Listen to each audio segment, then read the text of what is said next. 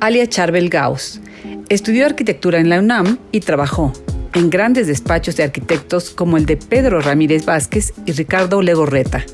Se dedicó a la docencia a nivel secundaria y preparatoria durante 20 años, impartiendo las materias de matemáticas, dibujo, historia del arte, entre otras.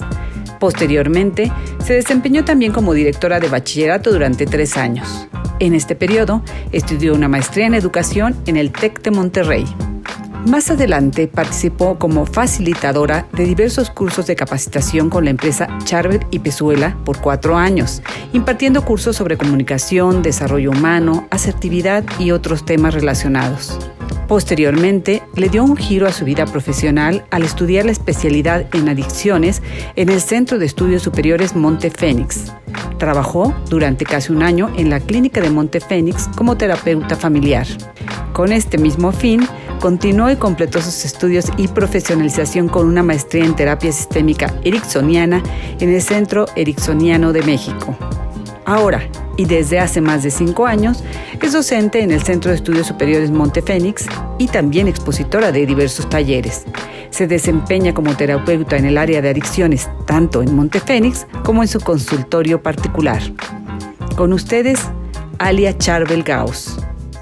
¿Qué tal? ¿Cómo estamos? Nuevamente en esta cita de todos los martes en su programa Entre Nosotras, que son charlas con mujeres, pero para todos. Y siempre con esta tónica de tener casos no solamente que nos inspiran, que nos aportan, que son casos positivos, de mujeres que se reinventan, porque la realidad es que yo creo que esa es una capacidad que tenemos todos, pero particularmente yo encuentro en las mujeres no solamente esta parte posible de reinvención, de empoderamiento, de integración, en fin. Por esa razón, aquí estamos y hoy tengo el privilegio de contar con una persona que me parece que es muy, muy inteligente, que nos aporta muchísimo en un momento que además necesitamos hablar de este tema. Y para ello estamos con Alia Charbel, que me encantará primero darte la bienvenida y preguntarte cómo estás. Muy bien, Pilar, gracias y muy contenta de estar aquí contigo y con todos compartiendo estos momentos. Muchísimas gracias. Bueno, tú ya eres amiga del programa, ya has estado con nosotros cuando estábamos solo en radio, ahora en digitales. Y bueno, un poco platicar acerca de, ya pasamos tu semblanza que estuvo al principio, que de hecho nos conocemos de hace mucho tiempo, justo en esa primera parte de tu profesión inicial, que es arquitectura, que te desempeñaste ahí de manera muy importante, muy interesante, pero como siempre te ha gustado el tema de la docencia, de seguir estudiando, estar en contacto con la gente joven, de aportar.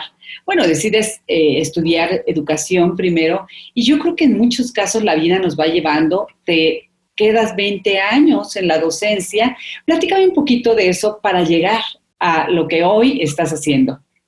Pues mira, efectivamente mi primera carrera fue arquitectura.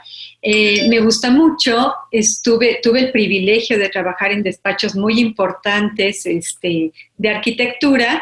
La realidad es que soy muy buena dibujando, ya no se dibujan los planos, ahora todo es digital. Soy muy buena escribiendo, no de creación, sino realmente el oficio de escribana, y me encanta.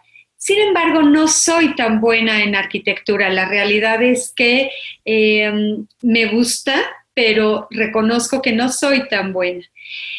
Por cuestiones, como dices, que a veces la vida nos va llevando, nacieron mis 2 hijas. Yo me dediqué tiempo completo a ser mamá cuando ellas eran muy pequeñitas, pero cuando la segunda entró a kinder, busqué algo que yo pudiera estar trabajando, pero que no distrajera mi tiempo con mis hijas. Y la docencia, la verdad es que fue un encuentro casual que luego resultó que me encanta, ¿no? Y fue este encuentro casual porque tuve la oportunidad de entrar a dar clases y entonces el horario pues es el mismo que el horario de las niñas en la escuela, las vacaciones son las mismas, las tardes libres con ellas, pero aparte de que en un inicio fue una actividad que me permitiera estar con ellas, me encantó la docencia.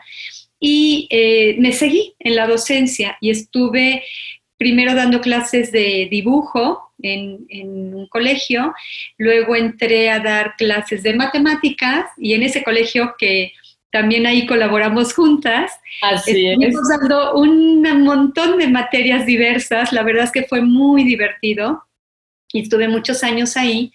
Y luego entré a otro colegio a dar clases de matemáticas, a suplir al maestro que se iba a medio año, y me quedé en ese colegio 12 años más. Terminé siendo la directora de secundaria y prepa, y la verdad que fue un periodo muy divertido de la vida. Estudié la maestría en educación, efectivamente, y fue muy divertido, y yo creo que todo tiene ciclos, y la verdad es que creo que me retiré en el momento adecuado, cuando ya se había cumplido para mí la labor que estaba haciendo ahí, y no de docencia, sino de presencia en ese lugar. Y siempre me ha llamado muchísimo la atención el tema de las adicciones, y entonces tuve la oportunidad de entrar a Montefénix, al Centro de Estudios Superiores, y estudiar ahí la especialidad en adicciones. Al parejo empecé a estudiar la maestría en terapia sistémica, que tiene muchísimo que ver en la recuperación de las adicciones. Tuve la oportunidad de trabajar en la clínica durante 8 meses, un poquito más, como terapeuta familiar, y me quedé trabajando en el Centro de Estudios Superiores como docente. Actualmente soy docente ahí, online ahora. Y Montefénix tiene una clínica ambulatoria, esto es pacientes que quieren terapia sin necesidad de internamiento. Yo soy terapeuta de esa clínica y aparte tengo mi consultorio particular. Entonces la verdad es que han sido como muchos giros en la vida, todos me encantan y todos han tenido su momento pues muy relevante. Claro, quizás sí hay una constante, y la constante es que eres una persona que se sigue capacitando, que siempre quiere aprender un poco más y además llevarlo a cabo, ¿no? Que esto se traduzca en un terreno profesional. Y sí, mira, es muy interesante porque efectivamente en el tiempo que estuvimos trabajando juntas, dando clase, yo creo que la cercanía, además de todos los beneficios que tú decías, ¿no? De horarios iguales que los niños, vacaciones, en fin, aunque la realidad es que termina uno trabajando mucho más. Muchísimo. Nunca dejas de trabajar porque entre que preparas clases, calificas exámenes, en fin. Pero yo creo que algo que es muy, muy interesante, también a mí, tú sabes que soy mercadóloga, entonces me encantan las investigaciones y las estadísticas que se hacen. Y por ahí en algún momento leía que las personas que tienen una mayor longevidad y además en mejores condiciones son justamente los maestros. Digamos, los maestros que efectivamente aman su profesión y se dedican a ella, no por tiempo, sino por entrega, ¿no? Y esto se debe en gran medida a la cercanía con la gente joven. Finalmente hay casi siempre hambre de crecer, energía, etcétera, que a veces con la edad tristemente se va perdiendo.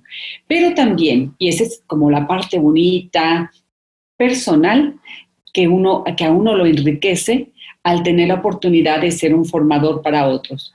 Sin embargo, también te toca no solamente la parte de impartir una clase o muchas clases, sino el de intervenir en un terreno más de formación y el estar en contacto con las personas, ya no solo con el alumno.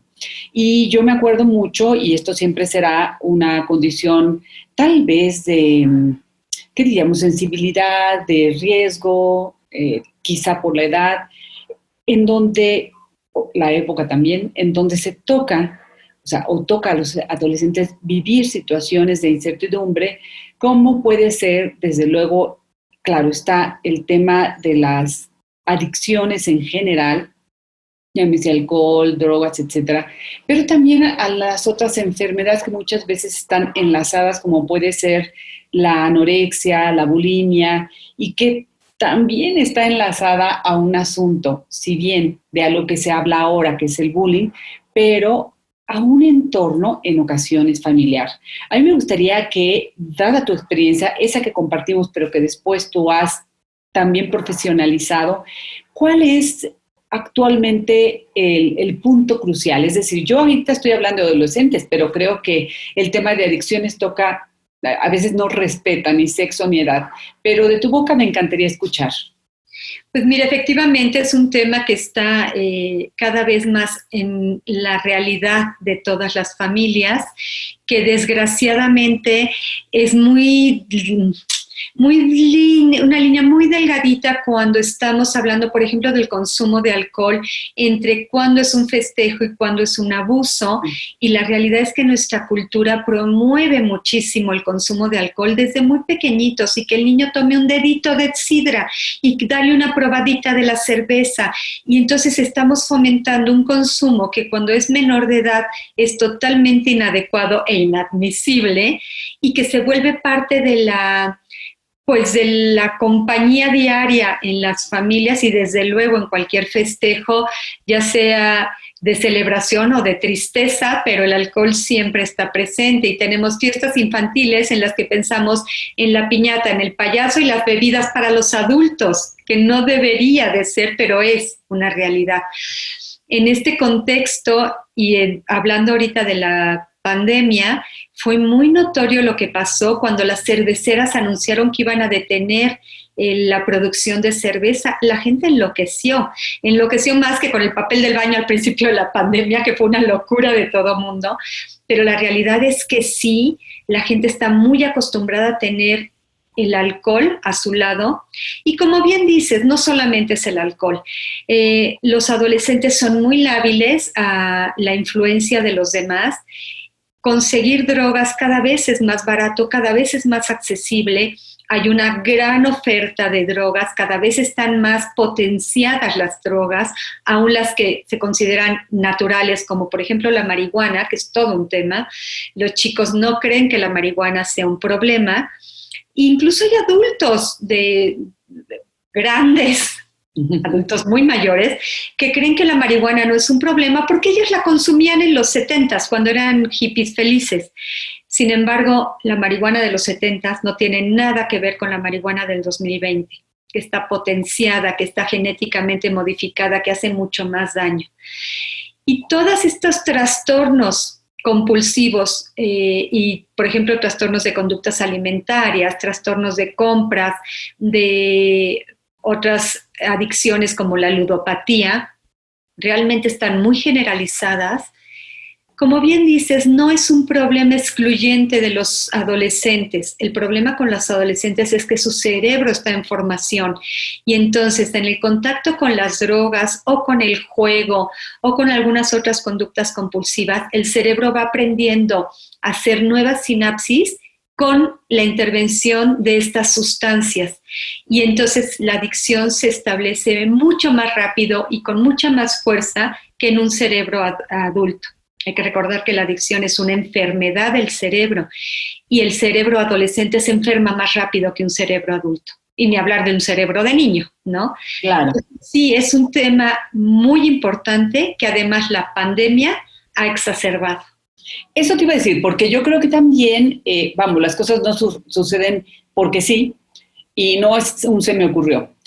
El hecho de tener una nueva realidad, una realidad que no es precisamente la más agradable, que nos pone en riesgo, a muchos en riesgo de vida y muerte, que rompe tus esquemas de conducta que tuvieras, puesto que de repente te tienes que quedar confinado, puede establecer nexos familiares padrísimos, pero puede de repente estar en ese confinamiento, despertar cosas que simplemente dejabas pasar como una familia disfuncional, etcétera. Yo creo que hay como esta parte social que quizás se centra en un núcleo familiar cuando estás en casa, y hay una parte también personal. ¿Qué sucede con este confinamiento? ¿Qué efectos va juzgando nosotros? Dentro de todo lo que he leído, en alguna ocasión leía que es casi seguir como, y mientras más se prolongue más, como la etapa de un duelo. Pero, ¿qué es realmente lo que está pasando? ¿Qué han estudiado ustedes? Mira, efectivamente, tenemos un confinamiento obligatorio que además se ha ido prolongando mucho más de lo anunciado en un principio, de lo que todo el mundo creíamos que iba a pasar, y efectivamente empieza como a desaparecer un poco la esperanza pero ya va a terminar, porque la realidad es que, como bien dices, ¿no? En todo el mundo lo que estamos viendo es que no termina, regresa, entonces no lo sabemos. Cuando estamos encerrados, porque pues es lo que estamos, ¿no? Encerrados en una casa, la verdad es que la relación cambia muchísimo. Cuando estamos en la vida antes de la pandemia, aunque hubiera algunos problemas en casa, sale todo el mundo a estudiar, a trabajar, regresas y como que la vida va siendo menos notorios, bien dices, los problemas, etcétera. Creo que a todo mundo le ha causado cierta alteración, no siempre son problemas, cierta alteración en su vida cotidiana. Hay quienes están muy cómodos en su casa, trabajando vía online, los que tenemos la suerte de poder seguir trabajando, porque la realidad es que hay muchas personas que no. Entonces es una bendición poder seguir trabajando y nos hemos podido ir acoplando a este medio que a mí me encanta. Por supuesto, es mucho más rico el contacto directo, pero este medio nos ha permitido estar mucho más en contacto que si esto hubiera pasado hace 40 años. Esto hubiera sido bastante más caótico, ¿no? Pero sí se exacerban las diferencias, se exacerban las pequeñas molestias que se convierten en grandes molestias, las intolerancias. Creo que para nadie es fácil. Hay quienes están solos y están felices de estar solos, pero hay quienes están solos y se sienten verdaderamente muy solos.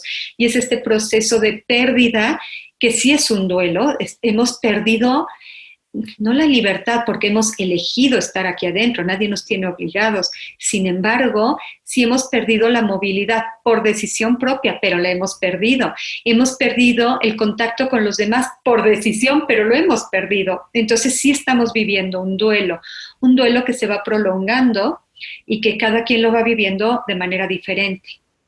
Hay quienes están en compañía y están felices de estar en compañía, y hay quienes están hartos de estar en compañía. La realidad es que cada persona lo vive de diferente manera y cada situación es diferente. Sin embargo, dentro de todo esto, a mí me parece que la población que está más mortificada y a veces desesperada son los adolescentes, porque están confinados en casa con quien menos quieren estar todo el día, que son los papás y los hermanos. No pueden estar con los amigos, que es con quien sí quieren estar todo el día. Y están perdiendo cosas que los tenían muy ilusionados y que ya no las van a tener. Estoy pensando todos los que se graduaron en junio, que generalmente las graduaciones de secundaria y de prepa son un gran evento, y la realidad es que no lo tuvieron y lo tuvieron virtual. Qué bueno que se pudo virtual, pero no es lo mismo. Y eso, más la pérdida del contacto diario con los amigos, más no poder ir a jugar fútbol, más no poder ir a una fiesta, a un café, la verdad es que sí es una situación que ellos la están pasando mal. Y las drogas pueden ser aparentemente un buen refugio. Decíamos que del alcohol, la marihuana, que son dos de los más fuertes consumos, desde luego el tabaquismo tiene el primer lugar, pero es una droga que no ocasiona tantos efectos en la mente como las otras drogas. Sí ocasiona efectos, sí es una droga psicoactiva, pero cuyos efectos no son ni tan notorios ni tan disruptivos de la vida. Pero el alcohol y la marihuana sí.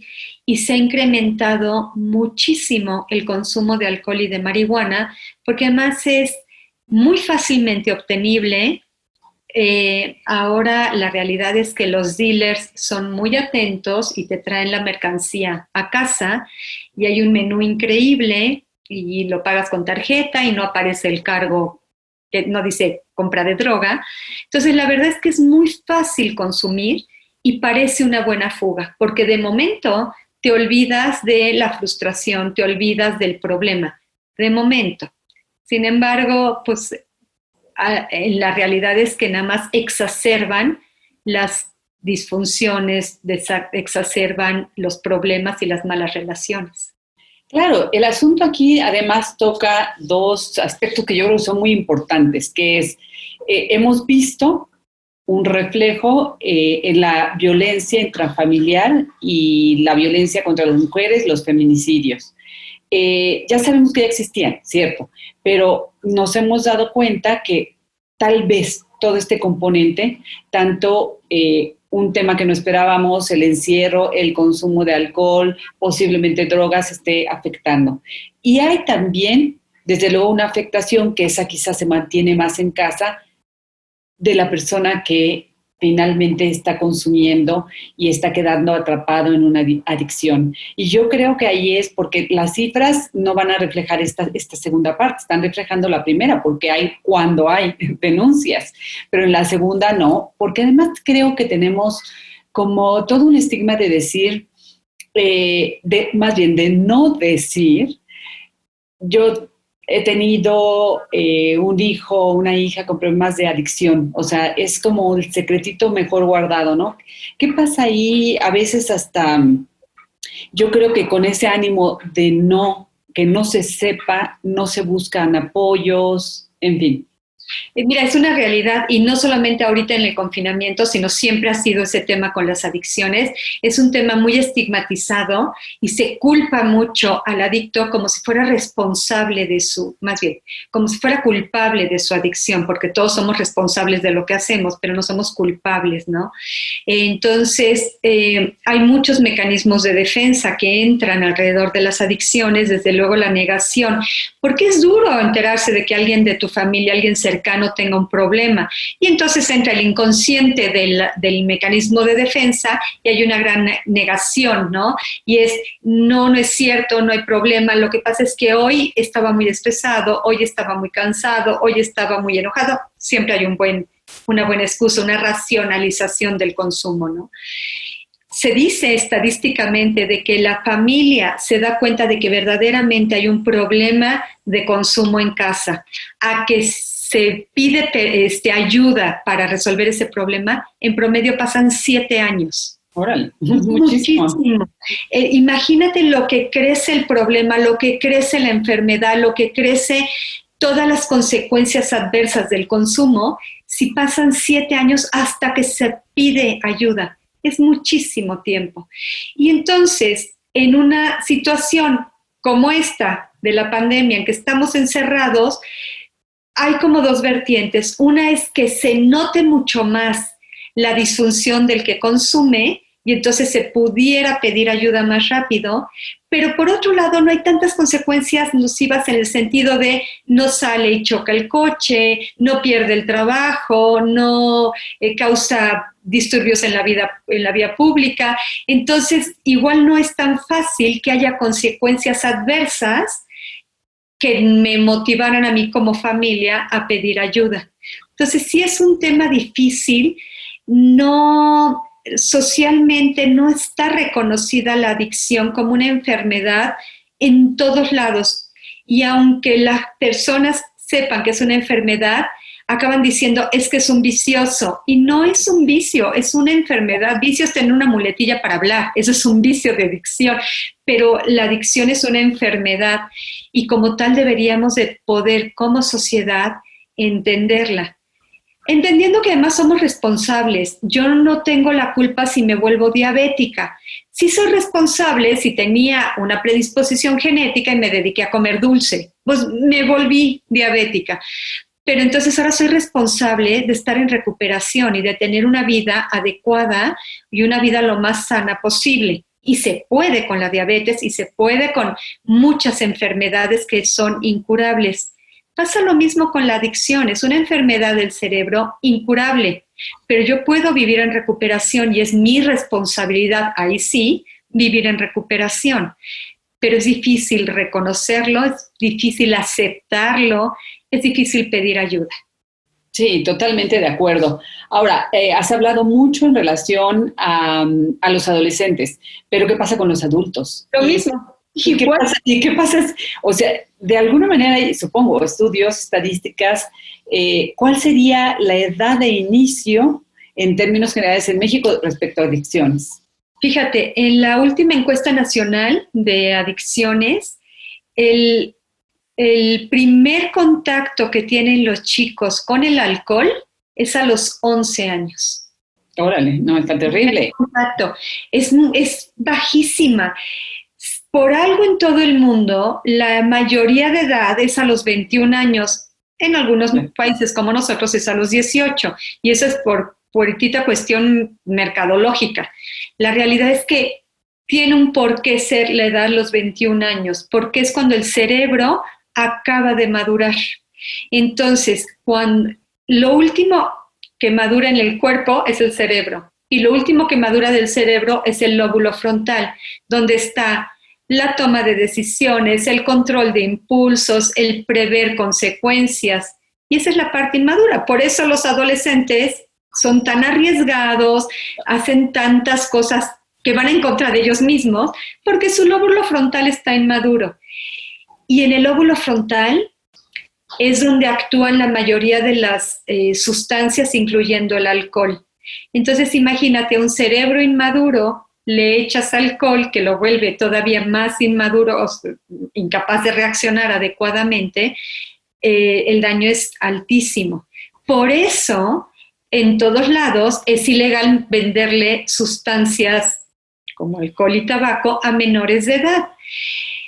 Pero si estoy hablando que es a los 21 años, imagínate qué le pasa al cerebro de un niño de 11 años. Le falta la mitad del tiempo para seguir madurando. Y el contacto con el alcohol es muy fácil que despierte una posible adicción. Entonces, sí es grave. Ahora, me decías qué pasa con los adultos.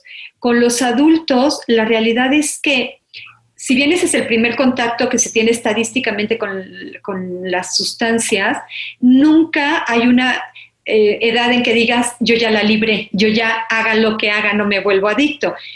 Volverse adicto es relativamente fácil. Tú dame suficiente sustancia y tiempo y yo acabo con el cerebro enfermo, ¿no?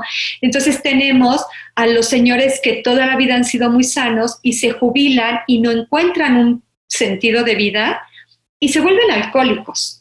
O las señoras que a los 65 años tienen nido vacío, no encuentran un para qué en la vida porque lo único que las ha sostenido es ser la mamá que cuida a todos sus pollitos, y entonces usan una pastillita para dormir y otra para relajar la espalda porque la tengo muy contracturada. Y así acaban haciéndose adictas a las benzodiazepinas.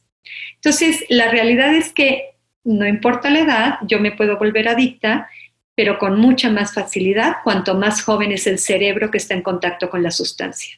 Claro, claro, porque hay un tema realmente funcional, ¿no? En ese sentido.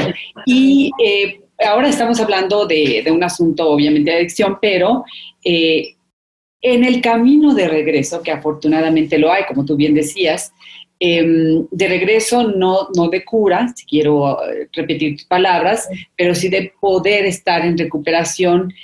¿Qué se acompaña? Es decir, obviamente tiene que haber un corte final de no drogas, no de ninguna índole, sea alcohol, sea tabaco, sea otro tipo de drogas.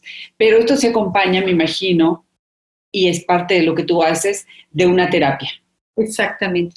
Fíjate, el primer requisito indispensable para la recuperación es el no consumo, como bien acabas de decir, ¿no? Y no es sustituir una sustancia por otra, porque hay quien dice es que yo consumí alcohol y ahora solamente fumo marihuana. No, porque el cerebro es adicto.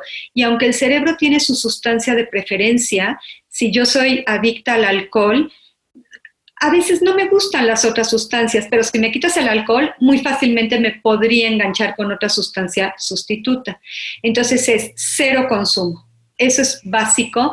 Y lo que ha funcionado en todo el mundo durante más de 85 años son los grupos de AA. AA es Alcohólicos Anónimos o Narcóticos Anónimos, que son lo mismo los 12 pasos. La verdad es que hay de todo tipo de grupos, habrá que ir incursionando en ver dónde estoy yo me sienta más identificada, pero es una ayuda increíble. Los 12 pasos son 12 pasos de vida, no son 12 pasos para recuperarme de una adicción. De hecho, en los 12 pasos se habla nada más en los 3 primeros acerca del consumo. Todo lo demás son actitudes de vida, cómo ser una mejor persona, etcétera. De verdad debería ser una materia desde Kinder 1, los 12 pasos, y este mundo sería mucho mejor. Otra herramienta muy importante es la terapia, ¿no? El acompañamiento terapéutico de un especialista en adicciones que sepa exactamente qué está pasando por tu cerebro y por tu voluntad y cómo podemos ir reforzando esa buena voluntad de estar en recuperación. La meditación, yoga, ejercicio.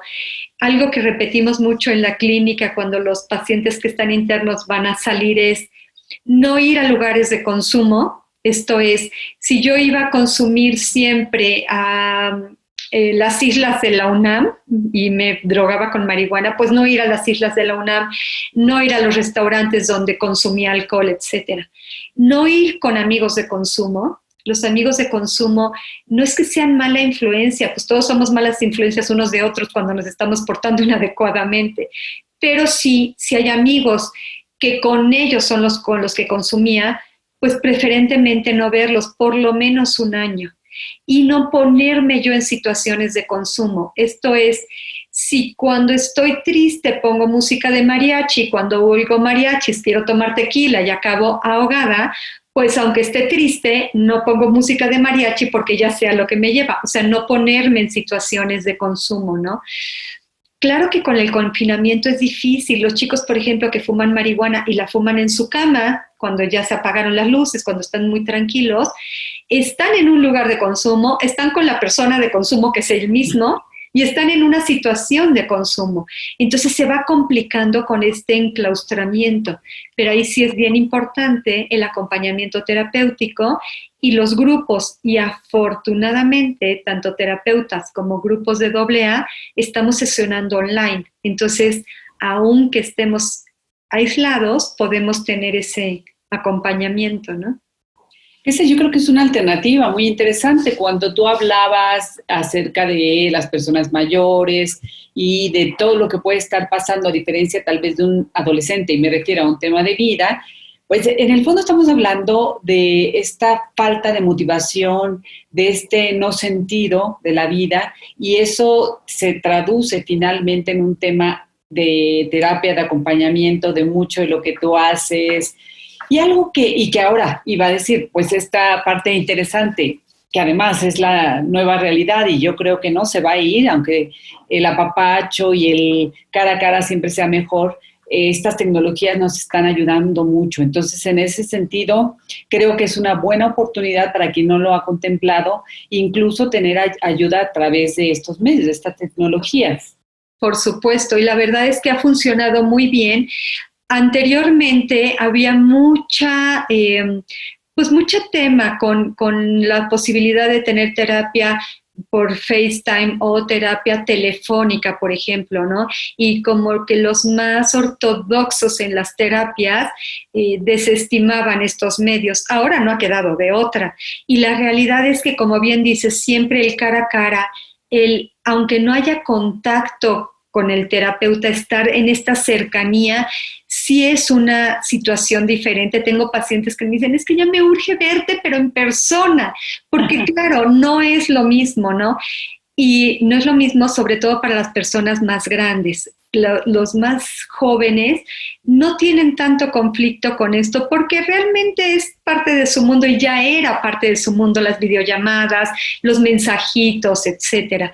Pero creo que esta pandemia nos ha puesto en esta realidad de sí se puede, sí es útil y ha sido un gran acompañamiento. Y entonces plantearlo en la nueva normalidad, que no sabemos cómo va a ser, como una alternativa, pero ya puesta sobre la mesa para el acompañamiento, como dices, de personas mayores, que a veces se les dificulta ir a desplazarse para tener una terapia, desplazarse para asistir a algún grupo, porque además hemos hablado de los grupos de AA para los adictos, pero la familia también tiene mucho que ver y la familia también tiene que entrar en recuperación porque hay muchas conductas que han sido facilitadoras del consumo, desde el no hablar del tema, desde comprar yo el alcohol para que no compre una porquería y si va a tomar que tome algo de calidad. Hay muchas conductas facilitadoras que surgen desde el amor y la preocupación, pero que no ayudan, que al revés contribuyen a la enfermedad. Entonces, también la familia es importante que esté en terapia, también la familia es importante que vaya a grupos de codependientes que llevan el mismo programa de 12 pasos. Y lo que te decía, a veces las personas mayores no les es fácil el desplazamiento, entonces esta nueva opción de que los grupos sean por Zoom y estés viendo a todos los del grupo e interviniendo, pues es una gran alternativa de acompañamiento en la recuperación. Claro, además yo creo que hay que ser realistas, ¿no? Es lo que tenemos. Y me acuerdo que cuando estuviste en el programa de radio, y qué fortuna tenerte ahora, algo que me encantó es, y no quisiera que se pase de largo, es un punto muy importante que has mencionado, que a veces nos equivocamos y que muchas de nuestras conductas en relación a un adicto están guiadas por el amor, pero son conductas erráticas. Entonces yo creo que aquí, y reiteradamente lo has dicho, no es buscar culpables, como tú bien dijiste, todos somos responsables, pero también no perdernos de vista que al final muchas veces lo que te mueve, yo diría que en gran medida es el amor, pero a veces no sabemos cómo, ¿no? Entonces aquí se trata de sí aprender cómo y de qué manera puedes ayudar a tu gente y ayudarte tú. Por supuesto, y eso es como, hay que tenerlo muy claro, ¿no? Las dos cosas que acabas de reiterar. Una es, no somos culpables, pero todos somos responsables de nuestros actos, porque nadie nos obliga a hacer las cosas, ni es, no me quedaba de otra, siempre nos queda de otra. Pero hacemos lo que hacemos por amor, con las herramientas que tenemos, porque nadie nos enseña cómo relacionarnos y vamos relacionándonos como vamos pudiendo. Sin embargo, en relación con las adicciones y con las conductas compulsivas, la realidad es que muchas veces somos aliados de la enfermedad en lugar de ser aliados de la recuperación de nuestro ser querido. Y el asunto es que también cuesta trabajo aceptar esta responsabilidad que tenemos en la enfermedad, aprender a relacionarnos de una manera mucho más sana, aprender a echarme para atrás cuando el asunto no me corresponde. Los grupos de AA tienen muchos dichos que me parecen muy sabios y uno es, no te metas en lo que no te importa. Y muchas veces cuesta trabajo saber qué es lo que sí me importa y lo que no me importa, porque claro que nos importa, es nuestro ser querido, ¿cómo no nos va a importar? Pero la realidad es que muchas veces nos metemos en lo que no es nuestro asunto. Y entonces aprender a dar pasos atrás, meternos en lo que sí es nuestro asunto y no meternos en lo que no nos corresponde, y a tener un amor mucho más sano, no es fácil, cuesta trabajo también. Y las recomendaciones son las mismas, es buscar terapia, buscar grupos como codependientes, como familias anónimas, etcétera, enfocarme en mi ejercicio, mi buena alimentación, mi para qué en la vida. Como dijiste ahorita, a veces este sentido de vida está centrado en el otro, en atender, rescatar, solucionarle al otro, y me dejo de lado yo. Mientras yo no me voltee a ver a mí, es difícil tener un sentido de vida, que puede ser la ayuda a los demás, pero primero pasando por mí, detectando que necesito, cuidándome a mí para poder cuidar verdaderamente al otro.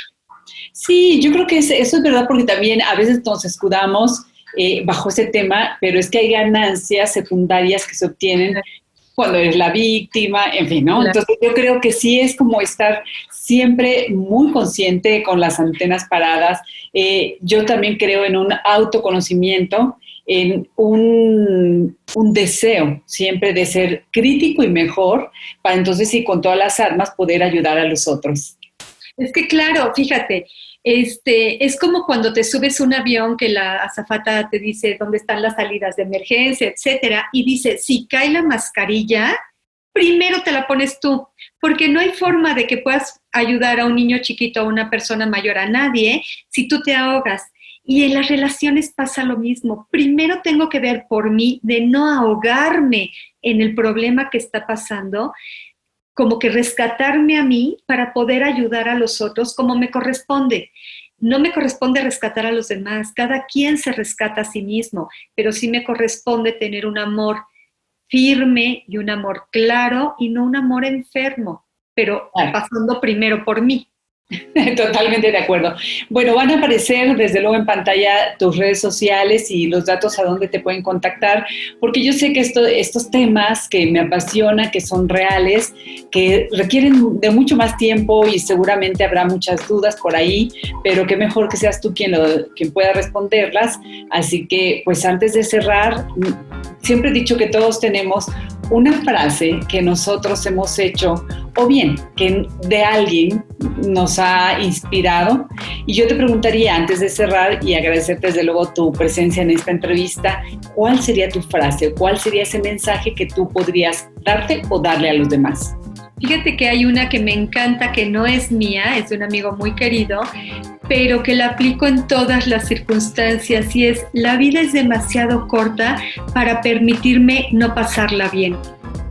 Y la verdad es que creo que ha sido como mi lema de vida, y pues, a mí me ha funcionado. Claro, y que al final, en quizá frases muy cotidianas, pero reales, es: no venimos a sufrir, nada, venimos a ser felices, ¿no? Y entonces, bueno, ese es un concepto, yo sé, un tanto intangible. Cada uno tendrá que ir estableciendo qué es lo que le da felicidad y cómo la entiende, ¿no? Desde luego. Alia, de verdad un placer haberte tenido entre nosotras. Siempre es una delicia escucharte. Y además de agradecerte a ti, pues agradecerle a todos los que siempre nos siguen y siempre pendientes de cuáles son los temas que ustedes desean que toquemos aquí entre nosotras con Pilar Meré. Muchísimas gracias, Alia. Gracias, Pilar, es un placer estar contigo. Un beso. Hasta luego.